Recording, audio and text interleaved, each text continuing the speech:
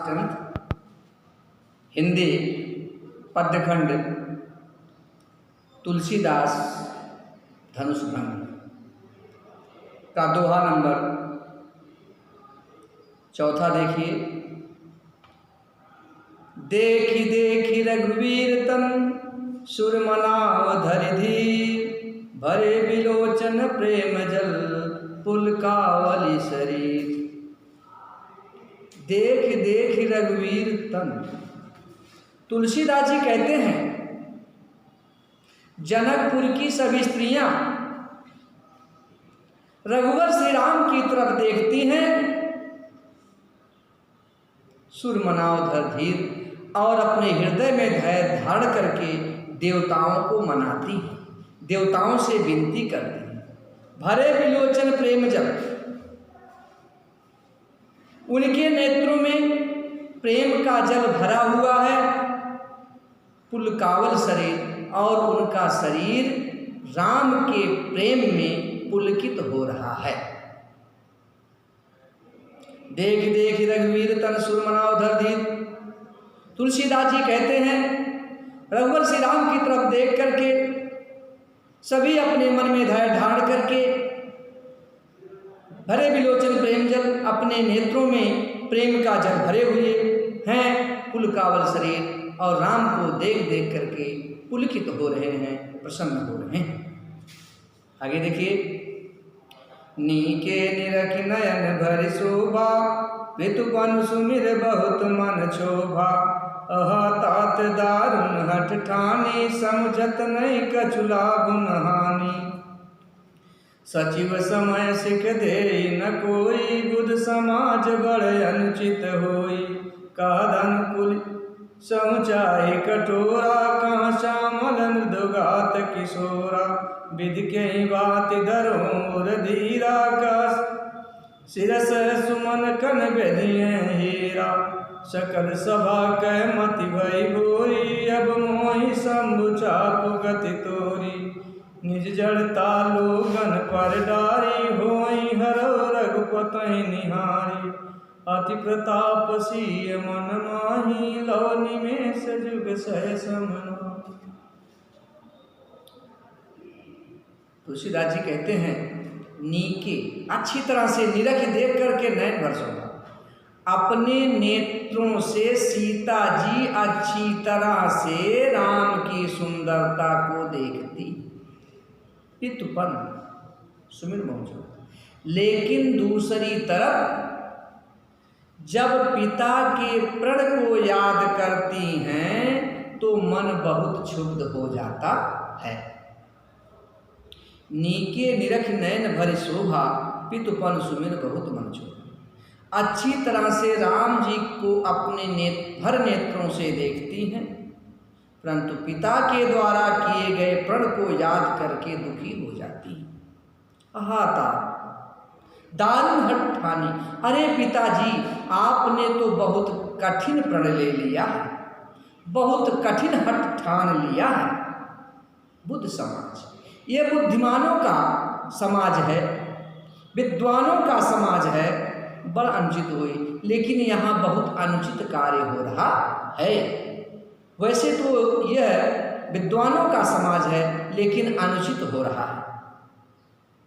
सचिव समय सिख दे न कोई, यहाँ पर सचिव मंत्री आज सभी बैठे हुए हैं, कोई इन्हें तनिक भी शिक्षा नहीं दे रहा है कि ये क्या हो रहा है।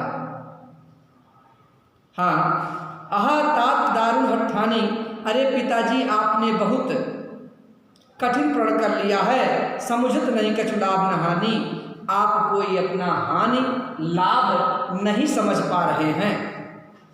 यहाँ पर सभी लोग बैठे हुए हैं, सचिव मंत्री आदि सभी बैठे हुए हैं, कोई सीख नहीं दे रहा है, कोई बता नहीं रहा है। बुद्ध समाज यहाँ विद्वानों का समाज है, जो बहुत ही अनुचित हो रहा है। विद्वानों के समाज में ऐसा अनुचित हो, ये बिल्कुल उचित नहीं है। कहा धनुष कुल सही चाहे कठोरा, कहाँ तो यह धनुष वज्र के समान कठोर है, कहाँ श्यामल मृदुगात किशोर, और कहाँ ये सांवले रंग का एक नाजुक किशोर अवस्था का बालक, उससे धनुष तोड़ने की बात कही जा रही है। यह बड़ा ही अनुचित हो रहा है। विधि के ही भांति धरो उर धीरा। सीता जी कहते हैं कि हे प्रभु, हे ईश्वर, मैं किस प्रकार से अपने हृदय को धैर्य धारण कराऊं। शिरस सुमन कर विधिये हीरा, कि यह छोटा सा बच्चा इस कठोर धनुष को, यह शीर्ष के पुष्प की तरह कोमल, कैसे इस धनुष को तोड़ पाएगा। सकल सभा कै मति भई भोरी, अब मैं शंभु चाप गत्तूरी। सकल सभा कै मति भई भोरी, सभा में उपस्थित सभी लोगों की मति मारी गई है, बुद्धि भ्रष्ट हो गई है। हे शंभु चाप, हे शिव धनुष, अब तुम्हारी ही मुझे आशा है, तुम्हारी ही मुझे जरूरत है। अब तुम ही कुछ कर सकते हो। क्या कर सकते हो? निज जड़ता लोगन पर डाल, अपनी कठोरता को यहां सभा में उपस्थित सभी लोगों के ऊपर डाल दो। हो हरम रघुपति निहार, और आप अपनी कठोरता को छोड़ दो। रघुपति श्री राम को देखो, उनकी कोमलता को देखो, उन पर तरस खाओ और अपनी कठोरता को छोड़ करके इन समाज में बैठे हुए लोगों के ऊपर डाल दो। अति परिताप सी मन माही, सीता के मन में बहुत दुख है। सीता के मन में इतना दुख है कि लव निमेष जुग से सम जाए, कि लव निमेष पलक झपने में जितना समय लगता है, उतना समय सीता जी का युग के समान बीत रहा। यानी एक पल का, एक विपल का समय सीता जी का एक युग के समान लग रहा है। इतना दुख सीता जी के अंदर व्याप्त है। आ गया? दोहराना होगा, दोहरा देता हूं। तुलसीदास जी कहते हैं, सीता जी राम की सुंदरता को अच्छी तरह से देखती हैं, पिता के प्रण को याद करके बहुत दुखी हो जाती हैं कि हे पिताजी, आपने कितना कठिन हठ ठान लिया, प्रण ठान लिया है। आप अपना कुछ लाभ हानि नहीं समझ रहे हैं और अपने वचन पर अडिग हैं। यहाँ पर समाज में सभी मंत्री सचिव बैठे हैं, कोई भी आपको कुछ बता नहीं रहा है। ये बुद्धिमानों का समाज है, लेकिन यहाँ बहुत अनुचित कार्य हो रहा है। यह धनुष वज्र के समान कठोर है और ये राम एक सांवले रंग का कोमल शरीर का किशोर बालक है। हे ईश्वर, मैं किस प्रकार से अपने हृदय को धैर्य धारण कराऊं। यह कहीं पर हीरे के चोट को शिरस का कोमल फूल सहन कर सकता है? नहीं। सभा में उपस्थित सभी लोगों की मति नष्ट हो गई है, कोई इस पर विचार नहीं कर रहा है। सीता जी कहती हैं, हे भगवान शिव की पिनाक धनुष, अब तुम्हारी ही मुझे सहारा है, तुम ही मुझे कुछ रास्ता दिखा सकते हो। तो हे शिव धनुष, तुम अपनी कठोरता को यहाँ पर उपस्थित समस्त लोगों के ऊपर डाल दो और रघुपति श्री राम की तरफ देख करके अपनी गरुता को छोड़ दो, अपनी कठोरता को छोड़कर कोमल हो जाओ उन्हीं की तरह। सीता जी के हृदय में बहुत दुख भरा हुआ है और उनका एक पल भी एक युग के समान बीत रहा है। दोहा चौपाई चंद है, अनुप्रास रूपक अलंकार है, सब शक्ति लक्षणा व्यंजना है, माधुर्य गुण है, वियोग श्रृंगार रस है, अवधि भाषा है। अगला, प्रभहि चितहि पुनि चितहि महि, राजत लोचन लोल, खेलत मन सिज मीन जुग, जन विदु मंडल डोल। प्रभहि चितहि पुनि चितहि, चितवत महि।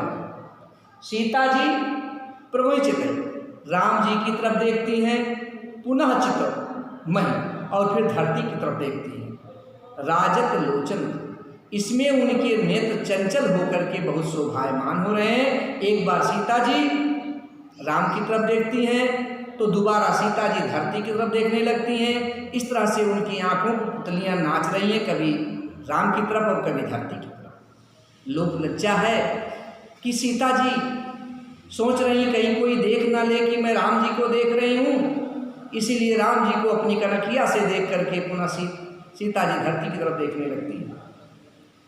लोचन खेलत मनसिज मीन जुग जन्मिध मंडल डोल। उस समय सीता जी की वो चंचल नेत्र ऐसे शोभायमान हो रहे हैं कि जैसे खेलत मनसिज मीन जुग, जैसे मछली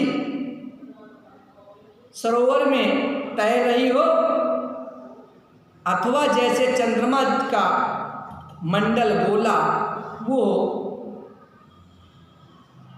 जल में खेलता हुआ दिखाई दे रहा हो, उसी तरह से सीता जी के नेत्र की पुतलियां चंचल हो रही। खेलत मनसिज मीन जुग जन विधु मंडल। यहाँ उत्प्रेक्ष जन मानो जन जानो मन मानो, यहाँ उत्प्रेक्षालंकार है कि सीता जी की नेत्र की पुतलियां नेत्र रूपी सरोवर में मछली की तरह खेल रही हैं या अंतरिक्ष में चंद्रमा की तरह खेल रही हैं। आगे गिरा अलिन मुख पंकज रोकी प्रकट न लाज निसायवलोकी।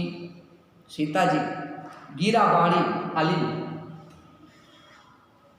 मुख अलिन भौरे मुख पंकज मुख रूपी कमल में सीता जी अपनी बाणी को मुख रूपी कमल में रोक लेती हैं। प्रकट न लाज निशावलोकी, और वह अपने निशा रूपी लज्जा को प्रकट नहीं होने देती हैं। सीता जी मुख रूपी कमल में अपने भौरे रूपी बाणी को रोक लेती हैं, वह अपनी लज्जा रूपी रात्रि को प्रकट नहीं होने देती हैं। लोचन जल रहा लोचन को, सीता जी के नेत्रों में जो आंसू के कण, आंसू की बूंदें छाई हुई हैं, वह आँख के कोनों में ही टिकी हुई हैं, उसे गिरने नहीं दे रही हैं। जैसे परम कृपण कर सोना, जैसे परम कंजूस व्यक्ति का सोना होता है, उसी तरह से सीता जी अपने आंसू रूपी सोने को अपनी आँखों के कोरों में रोके हुए हैं, उसे धरती पर गिरने नहीं देती। सकुची व्याकुलता बढ़ जानी, सीता जी लजा रही हैं, उनकी व्याकुलता नित्य प्रति बढ़ती जा रही है। धरि धीरज प्रीति उर आनी, और वह अपने हृदय में धैर्य धारण करती हैं, अपने प्रेम को प्रकट नहीं होने देती हैं। धरि धीरज प्रीति उर आनी, अपने हृदय में धैर्य धारण करके वह अपने हृदय में अपने प्रेम को समेटे हुए हैं। तन मन वचन मोर पन साचा, और कहती हैं यदि तन से मन से और वाणी से मेरा प्रण सच्चा है, रघुपति पद सरोज चितुराचा, और मेरा मन रघुपति श्री राम के चरणों में लगा हुआ है, तो भगवान सकल प्रवासी, तो हे भगवान तू तो संपूर्ण प्राणियों के हृदय में निवास करते हो। करहि मोहि रघुबर की दासी, मुझे रघुबर श्री राम की दासी बना दीजिए, मुझे रघुबर श्री राम की पत्नी बना दीजिए। चहिके जहि पर सत्य स्नेहु सोते ही मिले न कछ संदेह। जिनका जिन पर सच्चा प्रेम होता है वह उसे अवश्य मिलता है, इसमें संदेह करने की बात नहीं है, इसमें संदेह के लिए स्थान नहीं है। प्रभु तन चितई प्रेम तन ठाना, सीता जी प्रभु श्री राम की तरफ देखती हैं और अपने मन में प्रेम ठान लेती हैं। सीता जी के इस मनः स्थिति को कृपा निधान राम सब जाना, कृपा के सागर राम जान जाते हैं कि सीता जी के हृदय में क्या चल रहा है। सिंह बिलो की तके उधन कैसे, राम जी सिंह बिलो, राम जी सीता की तरफ देखते हैं, तके उधन कैसे, फिर धनुष को ताकते हैं, धनुष की तरफ देखते हैं। कैसे? चितो गरुड़ लघु व्याले जैसे गरुड़ पक्षी लघु व्याले छोटे सर्प को देखता है कि अभी से मैं निगल जाऊंगा, उसी तरह से राम जी एक बार सीता की तरफ देखते हैं, पुनः उस धनुष की तरफ देखते हैं और इस तरह से देखते हैं कि जैसे राम जी अभी धनुष को तोड़ देंगे। इस तरह से राम जी सीता जी को सांत्वना देते हैं। फिर से देख लीजिए, कवि तुलसीदास जी कहते हैं कि सीता जी अपने मुख रूपी कमल में भौरे रूपी वाणी को रोक लेती हैं, अपनी लज्जा रूपी रात्रि को प्रकट नहीं होने देती हैं। उनके नेत्रों के चारों कोनों में आंसू की बूंदें भरी हुई हैं, उसे जमीन पर उसी तरह नहीं गिरने देती हैं जैसे कंजूस अपने सोने को छुपाए रखता है। सीता जी संकोच में पड़ी हुई हैं, उनकी व्याकुलता बढ़ती जा रही है। अपने मन में धैर्य धारण करके अपने हृदय में विश्वास दिलाती हैं, प्रेम को अपने हृदय में परिपक्व होने देती हैं और कहती हैं कि यह तन मन और वाणी से मैंने सच्चा प्रण किया है। रघुपति श्री राम के चरणों में मैंने अपना हृदय लगाया है, दिल लगाया है। तो हे भगवान, तुम तो समस्त प्राणियों के हृदय में निवास करते हो, तो मुझे रघुपति श्री राम की दासी बना दीजिए। जिसका जिस पर सच्चा प्रेम होता है वह उसे जरूर मिलता है, अवश्य मिलता है, इसमें कोई संदेह नहीं है। सीता जी राम की तरफ देखती हैं और राम के प्रति अपने प्रेम को परिपक्व करती हैं। राम जी सीता जी के मन में इस उथल पुथल को समझ जाते हैं, जान जाते हैं और राम जी सीता जी की तरफ देखते हैं, फिर उस धनुष की तरफ उसी तरह से देखते हैं कि जैसे एक गरुड़ पक्षी छोटे सांप को देख करके उसे निगल जाने की वजह से देखता है, उसी तरह से राम जी सीता जी की तरफ देखते हैं। छंद दोहा चौपाई। अनुप्रास रूपक प्रेक्षालंकार सप्तशती लक्षणा व्यंजना माधुर्य गुण अवधि भाषा वियोग मिश्रित श्रृंगार रस। सप्तशती लक्षणा व्यंजना माधुर्य गुण। धन्यवाद।